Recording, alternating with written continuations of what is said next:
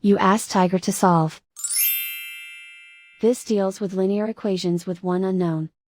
The final result is x equals 8/15. Let's solve it step by step. Isolate the x.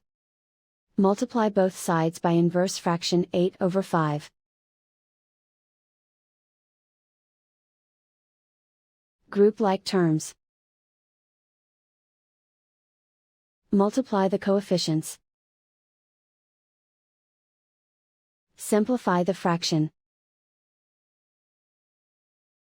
Multiply the fractions. Simplify the arithmetic.